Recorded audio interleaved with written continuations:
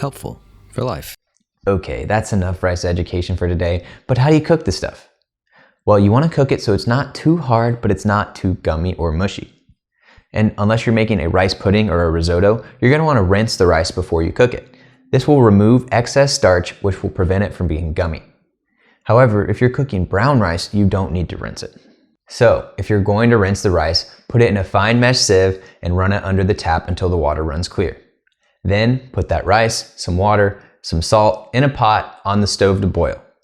Just like with pasta, the salt serves to season the rice. But wait, Reed, what's the ratio of water I need? Well, fun fact for you. I know, I'm full of them.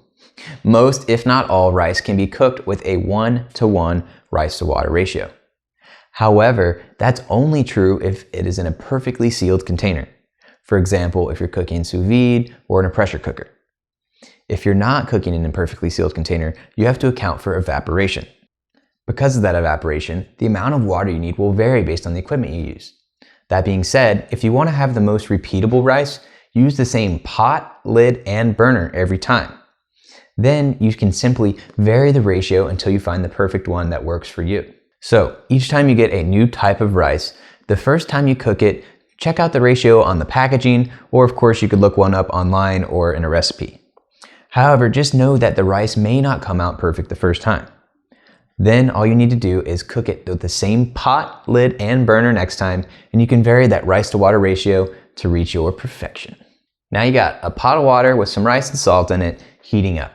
Once it begins to boil, cover it and reduce it to low so it can simmer. Stop. Simmer time.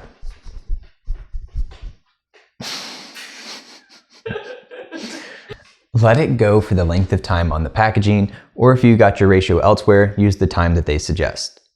FYI, brown rice can take more than twice as long as white rice to cook.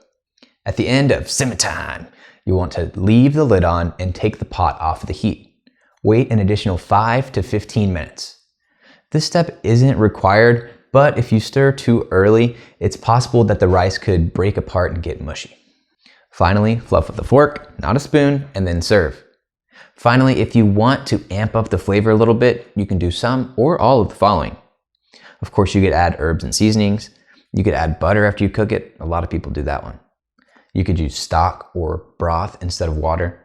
You could add in tomatoes, onions, garlic, peppers, any of that yummy stuff. You can actually even cook that in the pot before you cook the rice, and then just throw the rice in and cook it all in the same pot. Pretty handy and pretty tasty. You could also toast the rice before you cook it. You can do that in a dry pan, or you can add in some butter or some other type of fat to amp up the flavor even more. Either way, toasting the rice brings out some of the nuttiness of the rice. That's it. You've done it. Congrats, you now know how to cook rice.